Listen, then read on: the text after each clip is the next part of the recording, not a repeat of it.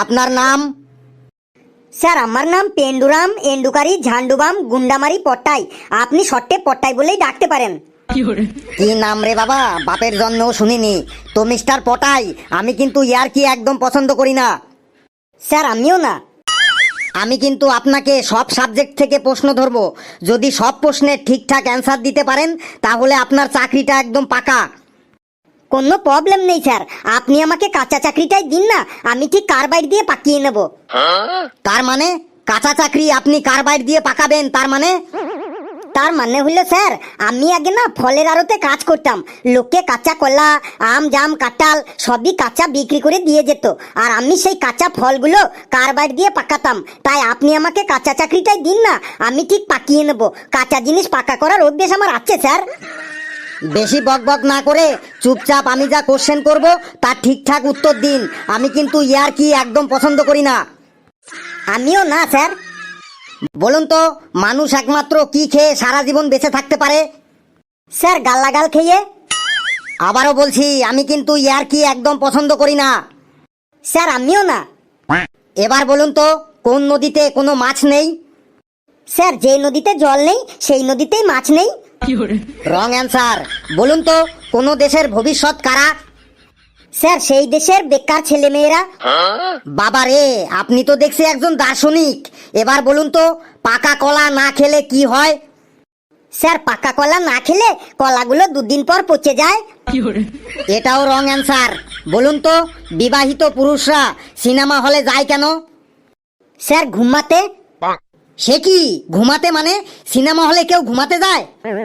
হ্যাঁ স্যার, বিবাহিত পুরুষরা বাড়িতে চিৎকার চেঁচামেচির জন্য ঘুমাতে পারে না, তাই তারা টিকিট কেটে সিনেমা হলে গিয়ে ঘুমায়, যাতে তাদের কেউ কোনো ডিস্টার্ব না করতে পারে। ওরে বাবা, কি সাংঘাতিক যুক্তি আপনার। বলুন তো, আমাদের দেশের জনসংখ্যা কমাতে গেলে কি করতে হবে? একদম সিম্পল স্যার, আমাদের দেশের জনসংখ্যা কমাতে গেলে ছেলেদের সাথে ছেলেদের আর মেয়েদের সাথে মেয়েদের বিয়ে দিতে হবে স্যার। বাপরে বাপ, কি সাংঘাতিক যুক্তি রে ভাই। স্যার বহু বছর ধরে গবেষণা করার পর এই যুক্তিটা আমি তৈরি করেছি স্যার। সে আপনাকে দেখেই বুঝতে পারছি, আপনি একটা পাক্কা বুনো ওল। এবার ইতিহাস থেকে একটা কোশ্চেন ধরছি। বলুন তো, হিউয়েন সাং কোন দেশ থেকে এসেছিলেন? স্যার হিউয়েন সাং চীন দেশ থেকে আমাদের দেশে এসেছিলেন। তো এবার বলুন তো, হিউয়েন সাং আমাদের এই দেশটা ঘুরে কি বলেছিলেন? স্যার সবটা মনে নেই, যেটুকু মনে আছে সেটুকুই বলছি। চুং চাং চিং চিয়াং চুং চুং চিচাং চুং চাং চাং চুং চুং চিয়াং ফুং চাং চুং চিং চাং চুং চুয়াং চুয়াং চাচুং চুং চুং টাং চুং চুং চিং চুং চুং।